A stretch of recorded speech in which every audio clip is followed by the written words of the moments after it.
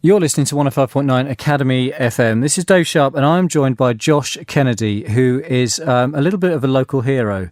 Went to the Channel School, which was kind of rebuilt as the Folkestone Academy that we're now sitting in. And he is essentially a boxing champion. Welcome to the studios, Josh. Thank you very much for having me. Am I correct? You are English featherweight champion, is that right? English junior featherweight champion, yeah. And I'm aiming to be English senior featherweight champion at the moment. And you're in the top three. You're an amateur boxer and you're in the top three in the UK at the moment, aren't you? Yeah, that's right, yeah. Okay. So in terms of being a Folkestone sporting celebrity, you're definitely on the map. Yeah, definitely, yeah. But you've been doing this for a long time, haven't you? Yeah, 6 years now. 6 years. So how old were you when you started? I was 13 when I walked into the gym. Been training about 4 or 5 months, and I got my first fight November the 5th, I think, 2005 at the Leeds Cliff Hall. So what made you, when you were like 13 years old, what made you think, I fancy boxing, and just walking into that gym? Yeah, I mean, I did just do taekwondo. I'd done it because I was quite hyperactive as a kid, but they never done enough like physical stuff, and my cousin was doing boxing at the time, so I thought I'd go there and have a go at that, and I just took a shine to it and just loved doing it, so that's how it started, really. Is it the sort of thing that you had to put a lot of time in back then to get good? When you first start, it's more like a hobby, and I used to do it for like to control him. To do amateur boxing, you've got to be like dedicated. You've got to be controlled. You can't get aggressive or anything like that. So it helps you control like your aggression. It gets you a lot fitter, and so you're not like just walking around streets buzzing, full of energy. It helps you relax a bit as well. Do you think then this sort of thing for boys or maybe girls, I don't know, of that sort of age can really help, in terms of like channeling aggression? Yeah, definitely. It definitely helps you channel your aggression, and it teaches you how to be calm and relax, and just it helps you a lot with your fitness as well. As soon as you've got your fitness levels up, the only way to really progress is to have your first fight, or when you box you call it a bout. So that's the best learning curve, really, is to have your first fight, and from there, if you feel good about it, you carry on. If you don't like it, you stop. And a lot of people stop after their first couple of fights. But as soon as I had my first fight, I loved it, and I think I had my second one 2 weeks later, something like that. Did you actually loved it? You got a bit of an adrenaline buzz from it? It's the same as any sport. You get a kick out of being better than someone at something. So yeah, definitely to outbeat someone, you just want to get in the ring and see if you could do it to someone else and someone else. So definitely getting an adrenaline burst out of it. How much of it would you say is about fitness, and how much of it is about like thinking and mentally outwitting your opponent? It's half and half. I mean, you can be as fit as you want, but if someone's got better reactions than you and is quicker than you, he's going to win. You can keep coming at him, punching him, but if he's quicker than you, he's going to move and hit your back. So it's definitely half and half. You've got to be able to think as well. People just think it's a brutal sport. It's not. It's like a game of chess. You've got to be able to wit your opponent. You've got to see what they're going to do, think about it, and then react on that. So it's definitely a 50-50. Do you have much in the way of a support team? I mean, you mentioned a coach before. Have you got like other people that help you out, or is it really just like you and one coach? No, I get support from all my coaches. I mean, my head coach is Harry Slater. I mean, he's been training me since I first started. But you pick up different things off each coach's. So yeah, you learn everything off all your coaches, but you have your favourites. But I mean, you learn off everyone, really. I still learn off of when I mess about with the juniors. I still pick things up. I can do that.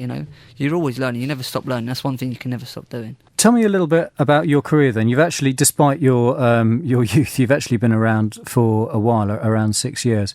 Tell us about the different kind of belts or prizes or whatever they call them that you've won in that period. Well, since I had my first fight in 2005, I've had 58 fights now. Wow. So that's quite a lot. I won my first championship in 2005 or 6, I think it was. It was a Golden Belt National Championships, which is for boxers that have had less than 10 fights.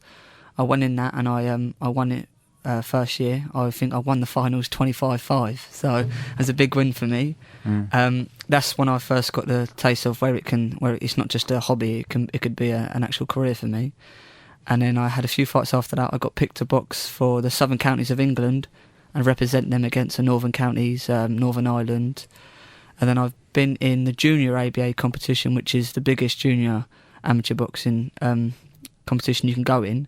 The first year I got to the semi-final where I was beaten from a local lad from Liverpool, and that was one of my that was when I had my first kind of real defeat, and it knocked you back. But I mean, that day I thought, oh, is this really what I want to do? The next day I was angry at myself for even thinking that, straight back in the gym. The next year I got to the final. I lost to a boy, Jeff Saunders from Durham ABC. He was a local favourite as well. His brother had been in the Olympics. He'd boxed in the Olympics at, I think it was middleweight, and I beat the kid, but the judges give it to him. So next day, straight in the gym, and in the third year, I won it. I won it in the third year. I was junior ABA champion. I was number 1 in England. So after 3 years, getting knocked back each year, I finally got there and done it. So you've done about 50 odd fights. For young people interested in going into boxing, if they're going to be good at it, I mean, maybe not quite as good as you, but if they're going to be good at it, what sort of percentage of fights are you going to win and lose? You got to be dedicated to be good at anything, really. But I mean, it doesn't matter how many times you lose or who you lose to. It's about who you beat. I mean, you could lose. Say you've had 100 fights, you could lose to a kid that's had 10 fights. But if you beat someone that's number 1 in the country, you know what I mean. It's all about who you beat. It's not about who you lose to. So I've lost to a few boys that are not really anything special. I had bad days, but then I come back from that and I beat like number 1s and 2s in the country. It's all about who you beat. So now I noticed that you come into the studio with a slightly bandaged hand. Was that done in a latest fight? Was that recent? Yeah, it was my latest competition. I went to Haringey on a Thursday, Saturday and Sunday. It's quite a prestigious box cup. It's a multi-nation tournament. Countries coming from all over the world. There was 300 entries. And I won the under 57 kilo competition. I got a gold medal from it.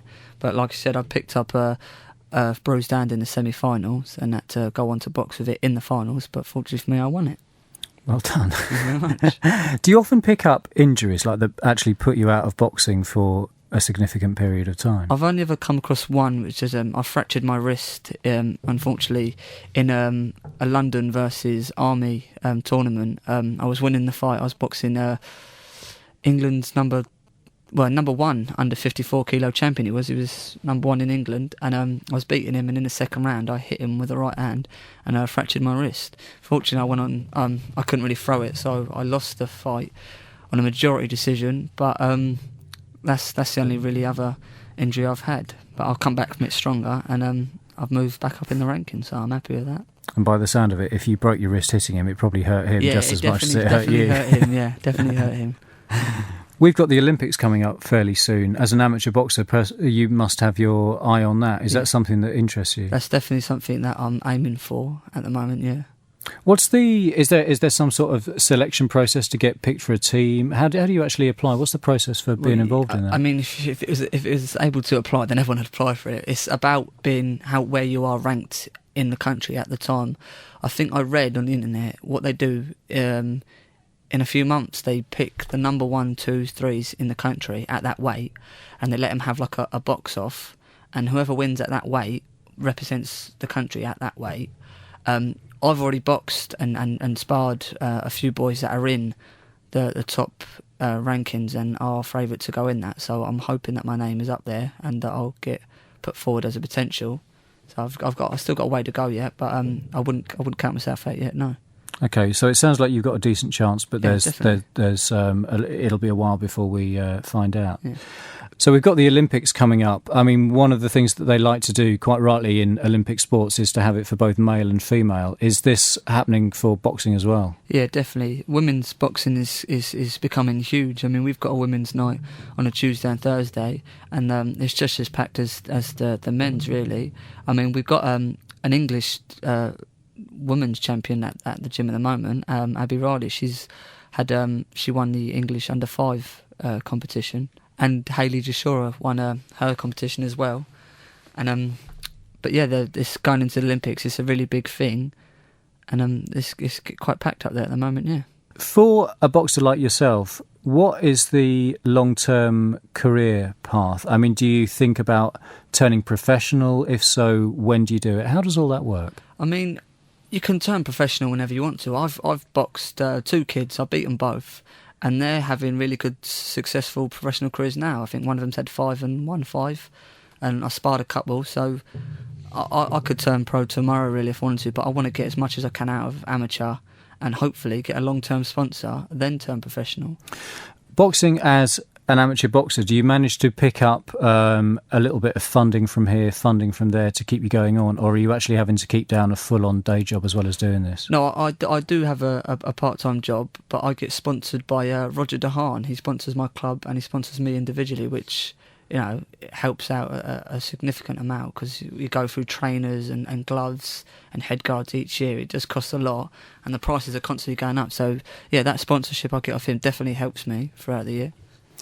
Do you do anything in terms of kind of giving back what you've learned, or is this a thing you'd like to do in the future, like go into teaching or coaching other people or something?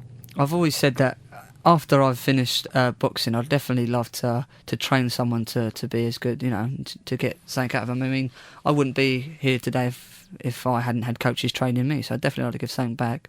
I mean, I've been to the academy. I've done the health day 2 years now, and got the kids into skipping and pads, so they come down the gym. I've been to my other school and I've done a PE lesson for the other schools. They're Brook Education Centre. I've done some PE lessons from down there, and the kids really enjoyed it down there. And a few of them ended up coming down the gym and still there. So I'd definitely like to give back and you know, as much as I can, really. So by the sound of it, you'd recommend boxing as something that can be quite beneficial to young people. Definitely. If they want to get involved in this area, how can they get involved? Where do they go? Well, they can come down the local gym, which is above Dover Road Social Club, on Mondays, Wednesdays and Fridays. The juniors train 6 till 7 and seniors 7 till about 8:30. Okay.